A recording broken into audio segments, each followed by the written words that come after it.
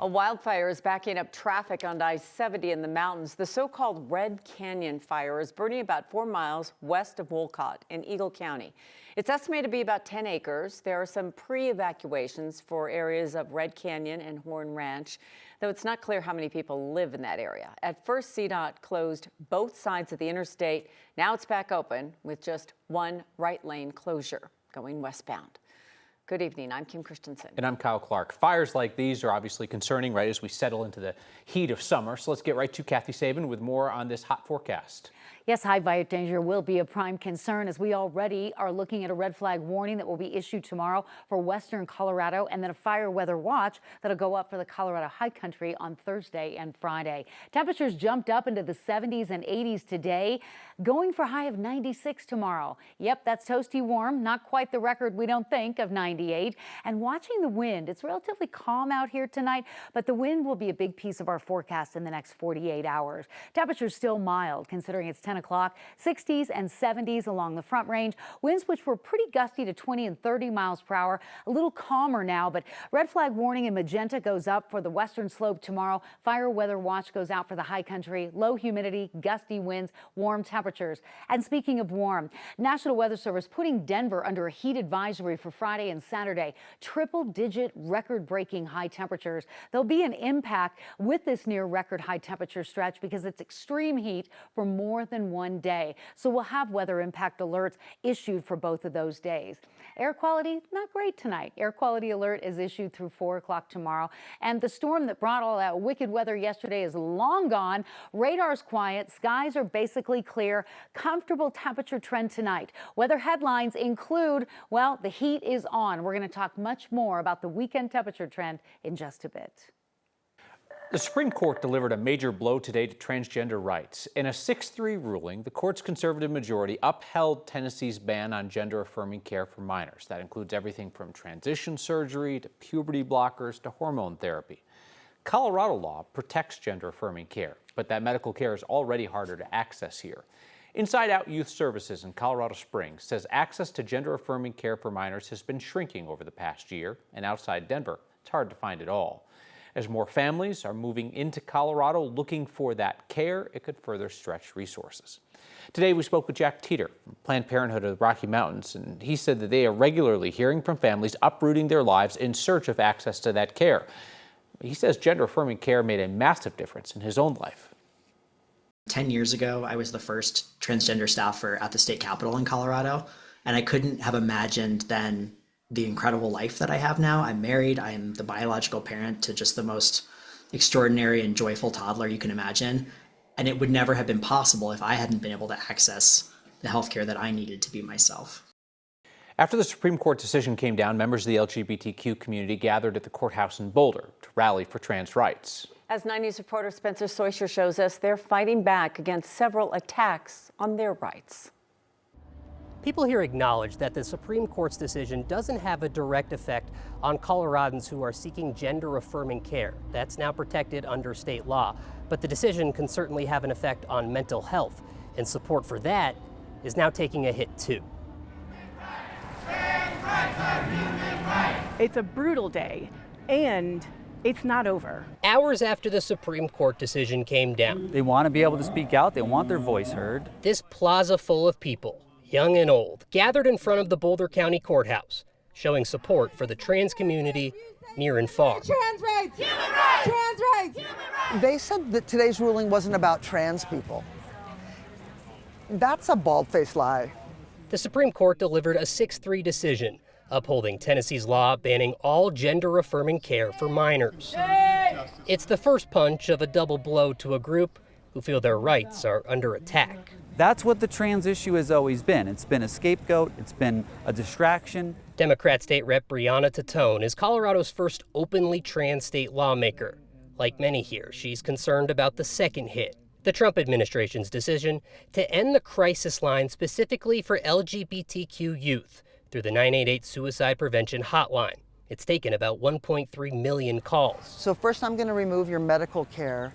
And now when you don't feel good and you're thinking about suicide, good luck. The hotline is funded by the federal government. Then the states hire outside agencies to run it.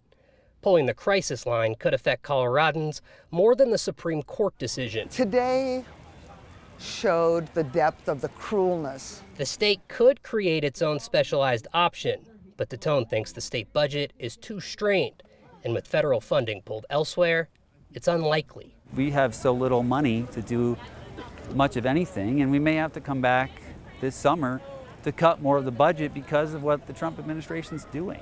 This is not a matter of if we will lose trans kids, it is a matter of how many. I asked Rep. Tatone if she's had any talks with other state lawmakers about establishing an LGBTQ option for 988 here in Colorado.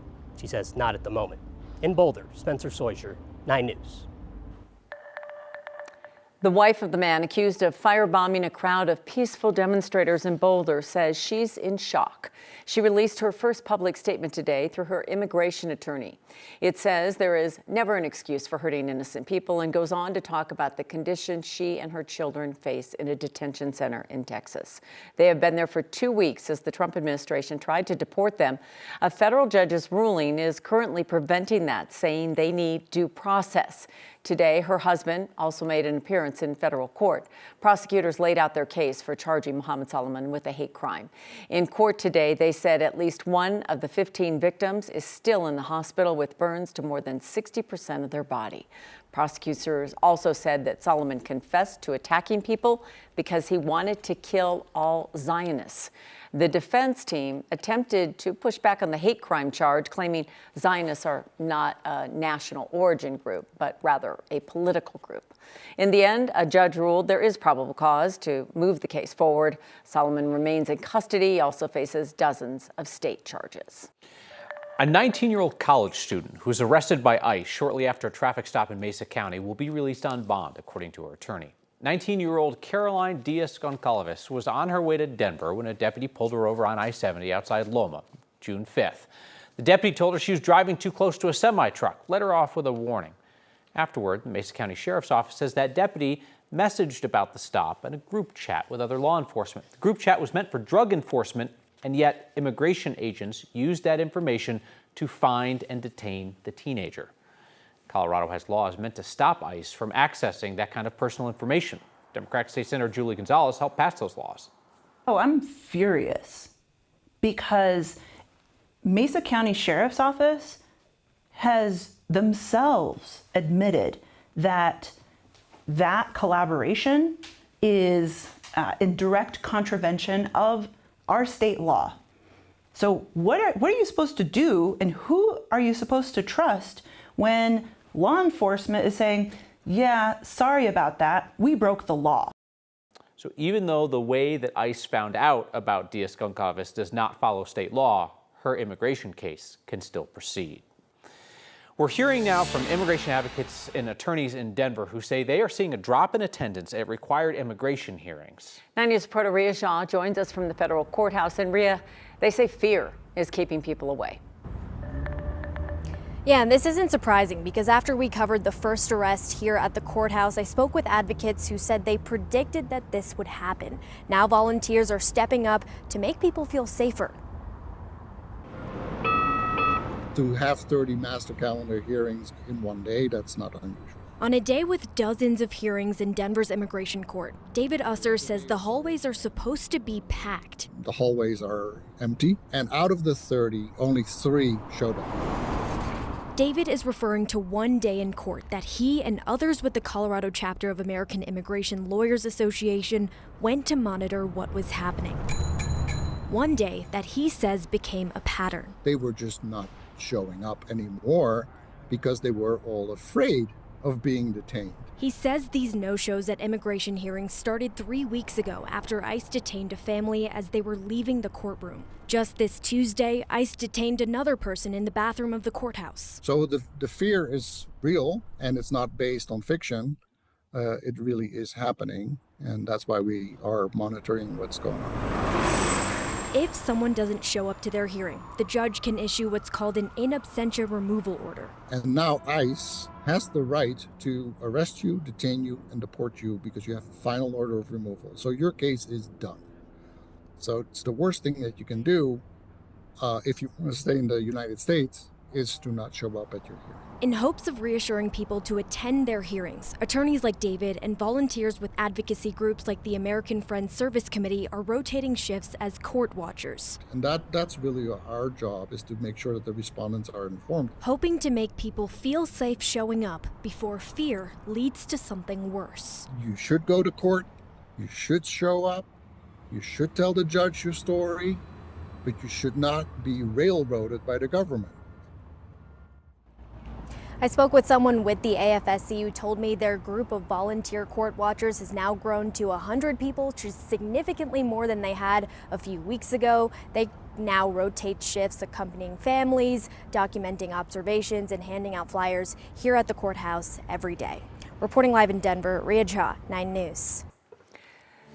Denver police are investigating what they believe to be a murder-suicide. It happened at home on South Osceola Street in a neighborhood near Garfield Lake Park. Police say they responded to a report of a shooting yesterday afternoon. They found a man and a woman inside, both shot to death. They believe the man shot the woman before turning the gun on himself. DPD has not yet released their names. A municipal judge is out of a job just weeks after she ruled against her own bosses. In February, Montrose Municipal Judge Aaron Maxwell sided with Montrose Methodist Church, allowing a shelter on church grounds to stay open despite the city's effort to shut the shelter. 5 weeks later, she was dismissed from her job by the city council. City manager Bill Bell admitted to us today that timing does not look great, but he insists the move had nothing to do with the ruling against the city. He said the decision to get rid of the judge has been 2 years in the making. Still, some in that community and some legal experts don't like the looks of this.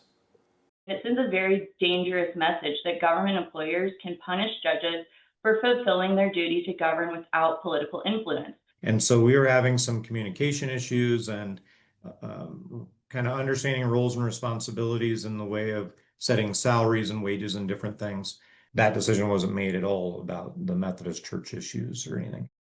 Church has a bench trial scheduled for the end of July. That's to deal with the 30-plus citations the church has received from the city, penalties that would amount to about $80,000.